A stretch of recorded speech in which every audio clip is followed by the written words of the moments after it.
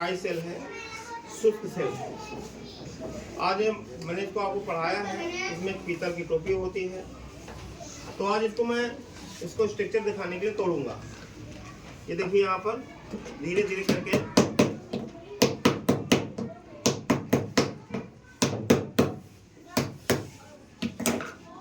ये देखिए, ये ऊपर कवरिंग निकल गई। उसके बाद आप देखेंगे ये बर्तन है, नीचे जिंक का जो पेंदी है वो लगा हुआ है, ऊपर पीतल की टोपी लगी हुई है। ये एनोड का काम करता है, कैथोड का काम करता है। प्लस माइनस, एनोड जानते हो प्लस होता है और कैथोड माइनस होता है, ठीक है। तो इसको हम निकालते हैं। ये पूरा बर्तन है। इस बर्तन में एक कार्बन की राड होती है जो ग्रेफाइट होती है। आप भी इसको घर में कर सकते हैं, थोड़ा हल्का हो जाए। ये देखिए, इसी तरह थोड़ा करते रहिए, हल्का हो जाएगा। इस जो ग्रेफाइट की छड़ है, इसके चारों ओर काले रंग का चूर्ण होता है, पाउडर होता है। ये जो काले रंग का पाउडर होता है, दो चीजों का मिश्रण होता है, कार्बन और मैग्नीज डाइऑक्साइड। और उस काले मिश्रण के चारों ओर सफेद रंग का जली पेस्ट होता है, पेस्ट के रूप में होता है, मतलब लेज जैसा होता है, पेस्ट होता है, ठीक है। वो होता है अमोनियम क्लोराइड का। ये शुष्क सेल है। आप जानते हो सेल होता है विद्युत सेल, इलेक्ट्रिक सेल। इसका काम होता है रासायनिक ऊर्जा को विद्युत ऊर्जा में बदलना। ये सेल दो प्रकार का होता है, प्राथमिक सेल जिसे प्राइमरी सेल बोलते हैं, और दूसरा सेकेंडरी सेल होता है, द्वितीयक सेल। जो प्राथमिक सेल होता है, उसकी विशेषता ये होती है कि उसको हम दोबारा चार्ज नहीं कर सकते हैं। इसमें जो रासायनिक ऊर्जा होती है उसको विद्युत ऊर्जा में बदल जाता है। इसको दोबारा हम चार्ज नहीं कर सकते हैं। जैसे Leclanche cell, Daniell cell, voltaic cell, शुष्क सेल। ये ड्राई सेल है। प्राथमिक सेलों में सबसे ज्यादा प्रयोग किया जाने वाला जो सेल है वो है ड्राई सेल, शुष्क सेल। आप कैलकुलेटर ले लो, टार्च ले लो, रेडियो है, ट्रांजिस्टर है, मतलब ढेर सारी चीजों में इसी का प्रयोग होता है। कई नाम से आता है, एवरेडी आता है, पहले जीप भी आता था, और कौन कौन से, निप्पो भी आता ना, और कौन से आता है, हाँ, और भी आता ना। ये बड़ा वाला है, ये जो शुष्क सेल है, इसका जो इलेक्ट्रोमोटिव फोर्स होता है, विद्युत वाहक बल, वोल्टेज जो होता है इसका 1.5 वोल्ट होता है। कितने? 5 वोल्ट होता है। अब इसको हमको तेज से मारना पड़ेगा, तब ये निकलेगा। सीधे से नहीं निकलता ना। ये देखो, ये देखिए ध्यान से, ये निकल गया। ये रॉड है, कार्बन मतलब ग्रेफाइट की बनी रॉड होती है। ये पीतल की टोपी होती है। इसके चारों ओर आप देखोगे, ये तो ब्लैक ब्लैक है। तो कैंची वहां से लेके आना, तो इसको निकालेंगे तो इसके चारों ओर भी सफेद रंग का पेस्ट होगा।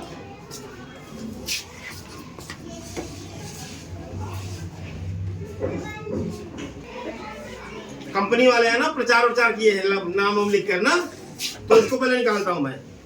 बेटा ये पहले कंपनी के प्रचार निकालते हैं भाई, निकालते कि नहीं। उसके बाद हमने बताया था जस्ते का बर्तन होता। देखिए ये जस्ता है ना, जिंक का बर्तन है।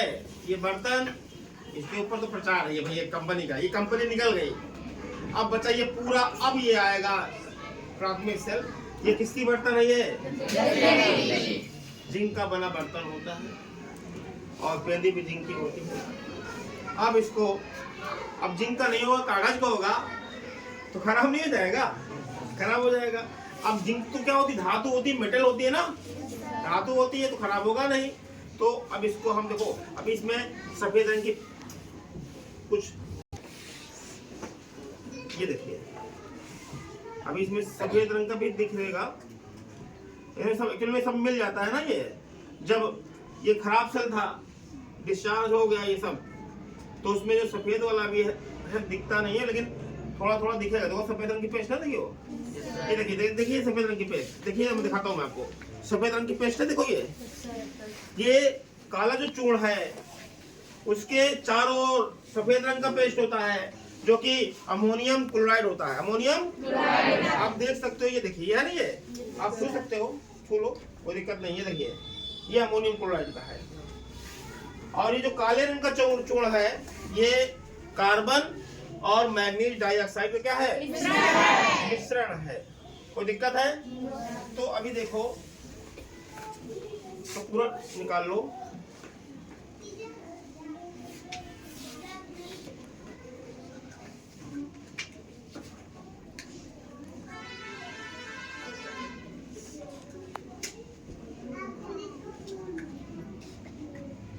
ये पूरा आपका बर्तन खाली हो जाएगा।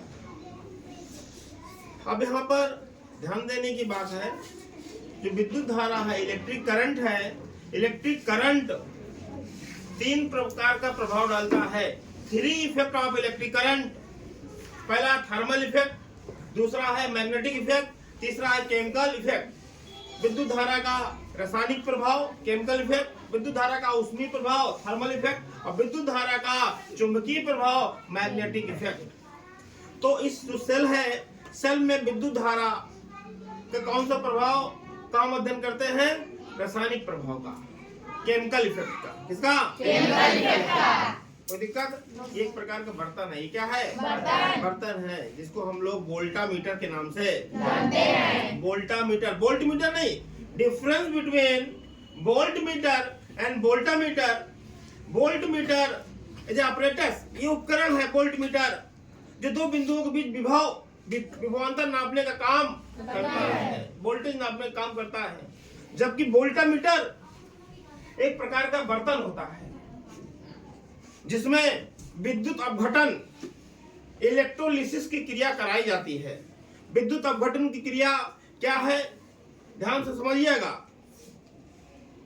जब किसी अम्ल, एसिड, क्षार, बेस और लवण, साल्ट, चाहे अम्ल हो चाहे क्षार हो चाहे लवण हो, इनके जलीय विलयन में विद्युत धारा प्रवाहित करते हैं, इलेक्ट्रिक करंट डालते हैं, तो वो अम्ल जिनसे बना होगा